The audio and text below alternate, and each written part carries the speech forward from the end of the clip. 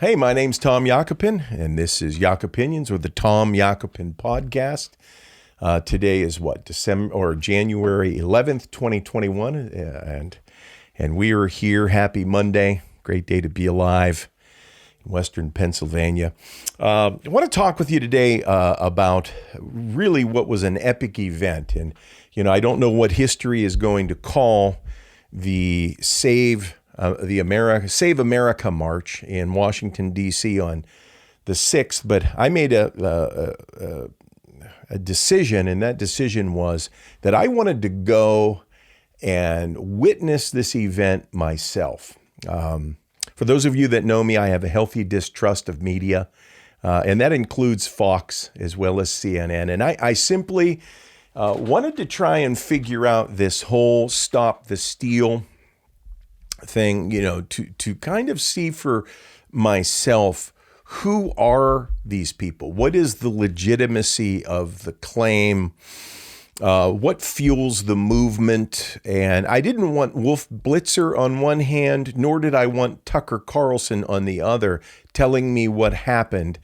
I felt that it was a prudent decision to go, to be a part of it, and to really see it firsthand. And I'm glad I did. And hopefully history defines it fairly and justly as to what it was and what happened there.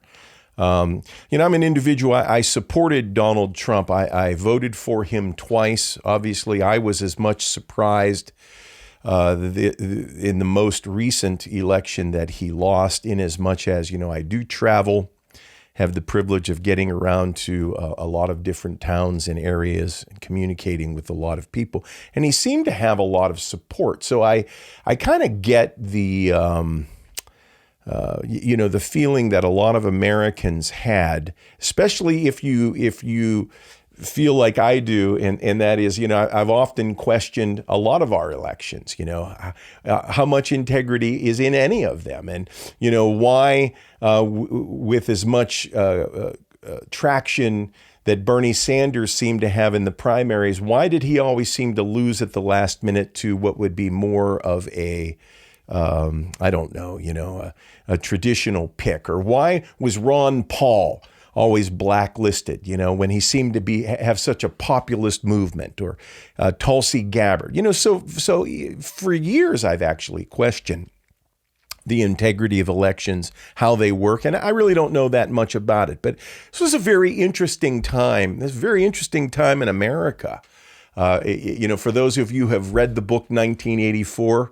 I can't help feeling like, we're kind of living in it to a degree, or the Matrix, for crying out loud. But, there I was. I got a bus ticket, met a group of people, rode a bus down to Washington, D.C. It was an early morning. I had to get up at 4, be there at 5. I usually don't do that. It was amazing. There were 4 bus loads packed full of people. And one of the things that I want to stress to you is that these are people like your neighbors. Okay, these are not all as the media, which, boy, I sure wish they'd tone it down a little bit. But these are not domestic terrorists. This is your real estate agent. This is your accountant. These are people in many cases, and we're going to post some video that I took, any video that is associated, or pictures that are associated with this particular podcast, the good, the bad, and the ugly of the Save America March. These are things that I saw, things that I witnessed, and I have the right to give you the narrative on that, which was the whole purpose of me going there. But on the way down, it was interesting. We started off with prayer in the bus and saying the Pledge of Allegiance. There happened to be a pastor, I suppose, on our bus, Pastor Tom, I think his name was. And then we stopped at Breezewood, interestingly enough, to, get a drink, maybe use the restroom. And buddy, I'll tell you what, there had to be another 10 to 12 buses there, So this was no small event. It was absolutely like nothing I've ever been a part of in my life. Nothing. I've been to Aerosmith concerts. May or March of last year, I went to a sold out Eagles concert in Houston, Texas. It was fantastic. That is nothing like what I just saw. Okay. I mean, it was unbelievable. Just the amount of people and a large amount of people who were believing something, and that is that these people believe the narrative of their president, the sitting president of the United States of America, and an attorney, Rudy Giuliani, who I realize Rudy Giuliani, it seems like his reputation has been besmirched. But I want to challenge every one of you to reach back as much as you can and remember the Rudy Giuliani following the tragedy in New York City, the 9/11 tragedy, how well he was received as a leader in America at that time, and what a fantastic job this man, this attorney, Rudy Giuliani, did at that time, which would lead one to believe that he is a leader and a good man. He is the sitting president's attorney. So people were going there. People feel defrauded. The interesting thing about the Trump campaign that I've never seen before is that surrounding it seems to be so much as far as what some would call far right. And I have to admit, the whole QAnon thing and the deep state and the child pedophilia rings. I mean, it just goes on and on and on. And while I can believe in a criminal enterprise, right? I mean, I believe that criminal enterprises, whether it's a drug cartel or the mafia, controlling shipping and receiving in New York City for many years, or we all accept that, right? But I'm just saying that the many Trump supporters, with the much available information today, whether it's on social media, Facebook, Twitter, Fox News, OAN, Newsmax. I mean, information travels so quickly today. And add to that, you have a president who is vehemently stating, I was robbed. And it's not just, we were ripped off. The narrative goes on and on that there is deep state fraud and involvement, which if you love the United States of America, as most of you do, and I do, it would give you pause. And I think that is part of, I'm trying to lay a foundation for what I saw. That is part of this whole Trump movement. I don't know about you, but I've never seen so many people involved, so many people believe and love a president as Donald Trump. And I haven't been a Trumper for most of his years. It's very interesting. I just hopped on the bandwagon. I think late last summer, I went to the first little rally here in Washington, D.C., and I lean more conservative, especially in healthcare and free market healthcare. As well as, I love the fact that he didn't get us into a war for the last 4 years, which, as my producer and I were talking before the podcast, it's a shame that that's a notable event. But, there are a lot of things that President Trump seemed to do right. And I do love, as many Americans do, the America First agenda. So I say that to say this, we take the bus ride down.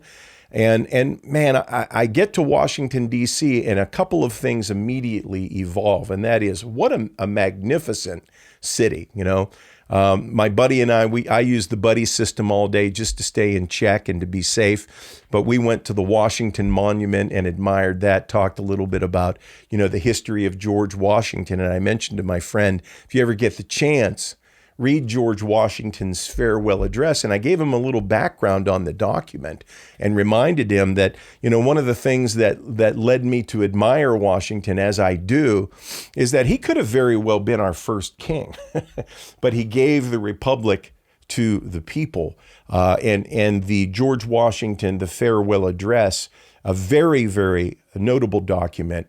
It lays out certain admonitions, certain cautions, what to do, what not to do to keep the republic, okay? And it's interesting that many of the things that Washington brings out kind of fall in line with, the America First or Make America Great philosophy. In other words, Washington warned us not to get into endless wars. George Washington warned us not to get into boatloads of debt, although Trump and the Republicans seem to rack up the debt almost faster than the Democrats that they point the fingers at. Washington admonished us not to get involved with alliances, endless alliances with other nations. Why? Because he said their enemies would of a necessity become your enemies and their friends yours. And actually, it takes away from the national sovereignty or the America First philosophy. But anyway, that's the background. So we get there. And the first thing I want to point out is what a diversity of people. Wow. It was a little bit, it's kind of interesting. I'll put up some pictures of a couple, for example, in each of them a long robe. And let's face it, it's 2021. Wearing long robes is odd, right? And they were blowing like a shofar. That's what somebody said it was. It was an animal horn, a horn. And they were just standing there like angels almost, and you walk in and you look at that and then you hear people with loudspeakers. And I looked over to the left and I must say, no matter what anybody is telling you, the diversity of the population there is amazing. It is not all white supremacist. Okay, I saw a very large representation of the Asian population. In fact, there were a group of people that had booths set up, exposing, what they would present as the threat of the CCP, which I had never heard of, put it that way, the CCP. And they had newspapers that they were passing out, and that is the Chinese Communist Party. And these are people that if you talk with any of them are major Trump supporters, major America First supporters. Why? Because they fled a communist nation and they came here and they're prospering here. And they don't want to see us go down a path that really feeds into the narrative, frankly, surrounding the Trump campaign. So you kind of see that and go, wow, I didn't expect to see that, I saw blacks for Trump, holding signs, So you see people of color, and not a few. Probably underrepresented in light of the total population of the African American people in the United States, but certainly African Americans for Trump. Interesting. I saw Amish people there, like with the long robes and the odd shoes. Just an amazing diversity. Old people, young people, skinny people, fat people, hip and cool people, pretty women, handsome guys. I saw people, which is not uncommon with any size crowd. I saw people that, you look at them and you go, okay, that guy looks like the Unabomber, and you kind of want to move away from him in the crowd. But hey, listen, you go to the county fair, okay, and you find oddballs. In some of the churches that I've been to in the United States, I've met some of the greatest people in my life, but I've also met some oddballs in churches, right? But I'm just setting the stage to tell you that what I saw in the pictures that we are going to show you in the video that I took by myself, that's real. And that is, I think, a fair representation of what the Save America march or rally was all about. Stop the steal. This is a group of people that feel like they are losing their constitutional republic and that President Donald Trump is their savior. Okay. And that's a precarious place to be unless it's true. Unless the narrative's true. And that's another reason that I think a lot of people, me included, were there because, we were told and are still, in some cases, I'm still being told that there is going to be conclusive evidence of fraud, et cetera, et cetera. And I think a lot of people were looking for Vice President Mike Pence or the senators, that supposedly had agreed to not certify the election, or at least object to certifying the election. I think a lot of people there were expecting to see an epic an epic change in tide, right? These were not people that were there with guns and bombs. When you look at the video, you're going to note that a lot of people had backpacks on. I'm going to tell you why they had backpacks on is because we were told, and it was true, that the restaurants were closing. So you had to prepare, with bottles of water. I took two brown bags. I had cheese and crackers and pepperoni, and Melissa hooked me up, little love notes, olives, pickles. So you have people taking, that are there. But I'm telling you, the vast majority of individuals there were there for one reason. They wanted to hear the president explain himself. And they were expecting, I think, conclusive evidence. If not that day, I believe that we were promised in several days to see conclusive evidence of voter fraud.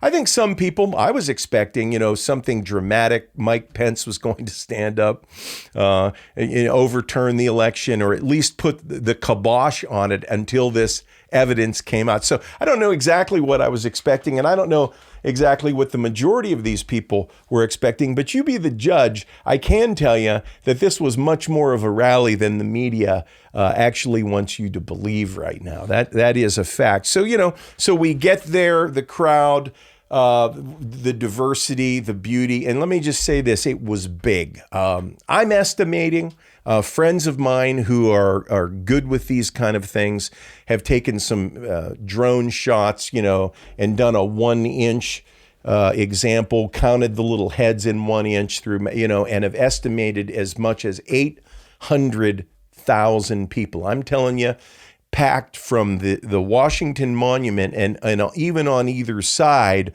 all the way down to what they were calling the ellipse, which when I was there, I thought it was called the eclipse. But at any rate, I've never seen so many people with so many flags with such resolve to hear a president. It was unbelievable. It was a life-changing event. And to sing the national anthem with that many people and to be there with what I believe was a noble cause was just amazing.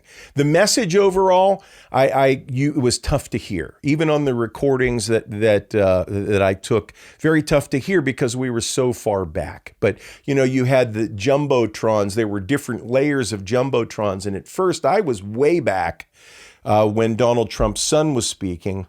I kind of moved a little closer to hear Rudy Giuliani and then yet a little closer, but it was very hard work to hear the president. But basically the message was the same. The message was voter fraud, involvement with other governments, the deep state, conclusive evidence is coming. You are not going to lose your country. Conversely, I think we were also told without stretching the truth at all. I think we were told that if things don't turn around, that in essence, this crowd was told they are losing their country. So there's a lot at stake here. But at that point, during the talk and the message, while it was hard to hear, this was a peaceful crowd. You had kids climbing trees to see. A family had at least 2 kids that I was watching climb. I was hoping they didn't fall down, break their own neck, or fall down on me for that matter. But it was just very interesting. It reminded me, and I was saying this to my partner, reminded me of that Bible story that you hear about Zacchaeus climbing a tree to see Jesus. I mean, this was the kind of enthusiasm that was there. So at the end of the day, the president stops speaking, and you are instructed, or we were under the impression, right? The idea was to march toward the Capitol building. And there are 2 major thoroughfares, Pennsylvania Avenue and another one, or maybe Pennsylvania Avenue's on the back and there's the one I was on. I'm not sure, but there are 2 main roads where people they left the rally and they're peaceably walking to the Capitol. And I was so stunned at that I literally pulled off to the side to higher ground just to videotape the throngs of people that went on for moment after moment, minute after minute. And keep in mind, when you see that, okay, understand that there's another one behind me just as big with the same amount of people, as long and as wide, and going to the Capitol building. Which brings me up to another point. For those that wonder why there wasn't a stronger police presence, when some of the things went haywire at the Capitol, I don't see any way that anybody could defend or stop a crowd of that size. There were just so many people. But these were peaceful individuals. These were individuals who were going there to bang their pot and pan, toot their horn, wave their flag, shout at their congressional leaders, hoping that their voice would be heard. And if indeed this deep state stuff is real, that the people that could have or should have or would have made decisions would indeed be encouraged by the fact that there were as many American patriots outside as possible. So, I want to say this, that in defense of the police, they probably did as good a job as possible, just as I believe the crowd represented really an awesome cross-section of wonderful Americans, friends, family, neighbors, your uncle, your father, the guy that fixes your car, the farmer, the rancher, the truck driver, you name it. These were not white supremacist terrorists. And boy, I hope you get that. Okay. I really do, because, I don't understand that if what we're attempting to do is unify and heal America, how that a real hatred, a hateful rhetoric is going to do anything but foment more on the right and more on the left that divides and moves us in the wrong way. But we walked to the Capitol,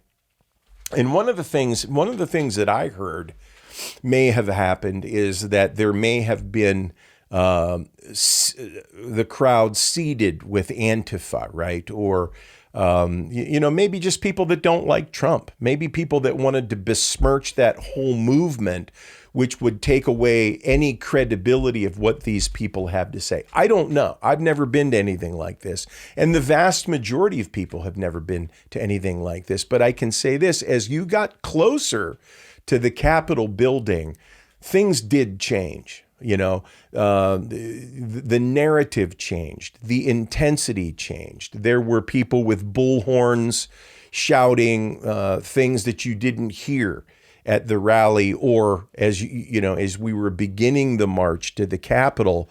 And I really wondered to myself, is it possible that those individuals were indeed planted there to kind of whip the crowd into a frenzy? And as the crowd got closer and closer to the Capitol building, you can hear some of the narrative, some individuals saying, we're storming the Capitol, right? And from my vantage point, which you'll see, I could see people encroaching on the Capitol. I could see people now going up the steps. I could see people waving flags. And I could see individuals on this scaffolding in the middle. But from the standpoint of most individuals on the ground, you had no idea that anything was really going on in the building, nor would we have thought that possible, right? This is the Capitol building of the United States of America. So kind of interesting. But what I saw was just unbelievable. And then, of course, over to the right, as I got as close as I was comfortable to the building. And frankly, it was very difficult. The pressure in front, you're literally back, just bumping into each other. There's an enormous pressure from the back. And I began to think of that Who concert in Cincinnati. You think, wow, if there are kooks here,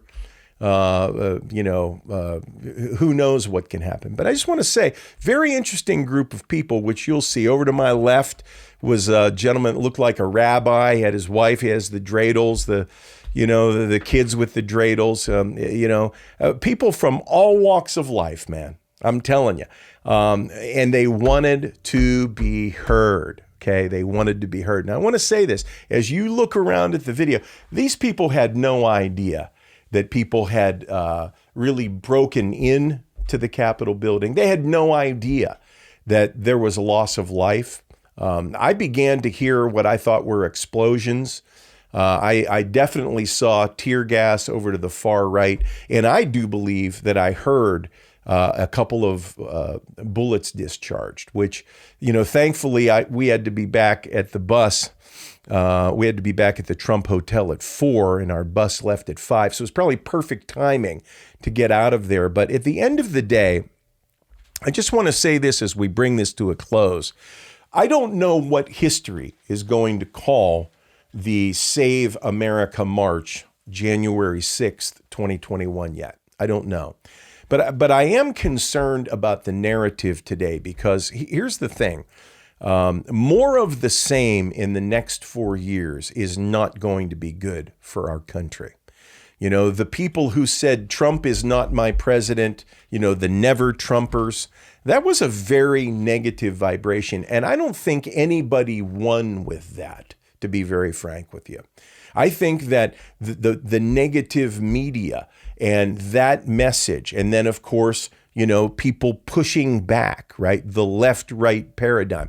I think it's tearing our country apart. And I think it has a lot to do with confirmation bias. Why can somebody hear one thing and come away with this conclusion, and another hear the same thing or a similar set of facts and come away with a different? Or, maybe because we have certain sets of beliefs fundamentally, like an operating system in a computer, whether it's, a Microsoft system or a Macintosh, right? I think confirmation bias works against us all, because none of us is actually purely objective. And then add to that this fact that today, when it comes to information, to add to your already fundamental belief system, you can find information that confirms any bias that you might have. Whether it's the Nashville bombing, whether it was a random guy, or was it a missile? Was it a nefarious actor, or was it, an isolated event? We don't know. But I tell you what, we have to change, or America loses. That's the left. That's the Democrat. That's the moderate. That's the Republican. That's the alt-right. I'm telling you that you can't overcome darkness with a different form of darkness. It won't work. And this is where I'm very concerned going forward about healing and unity. I, for one, if indeed Joe Biden is our president and he's sworn in on January 20th, whether you like him or not, I would recommend that for America, we honor the office and stop the nonsense. And that nonsense is, let's dig deep and see if we can't do going forward what's best for America. And maybe some suggestions that I have and some things that I'm hoping to begin implementing sooner rather than later. And we were talking about with the censorship going on, which might be a good thing, by the way. Maybe it's time for us to stop getting all of our information on Facebook or Twitter. But why not begin talking amongst ourselves off the digital platform altogether? Why not start going back to local town halls or potlucks? Why not begin getting to know the other side and asking questions like this? Obviously, you have a reason for feeling that way. Do you mind if I ask you what it is? A friend of mine who's a producer on a major radio station said, Tom, we both know when everybody's shouting, nobody's listening. I'm hoping that we begin to listen and begin to think bigger than the left or the right or my opinion or your opinion. Or unfortunately, I'm afraid that nothing good is in our future for the next 4 or 8 or 12 or 16 years. And I think we're better than that. My name's Tom Yakupin. This is the Tom Yakupin Podcast. You can find us online, www.tomyakupin.com. You can find us on Facebook, YouTube. I think beginning next week, in fact, next week, I'm going to have a special guest on, Jim Shorkey Jr. We're going to be getting away from politics and the doom and gloom a little bit and talking about how to build a life that requires no vacation. Tune into us. Thanks for joining me. Again, have a great day and bye for now.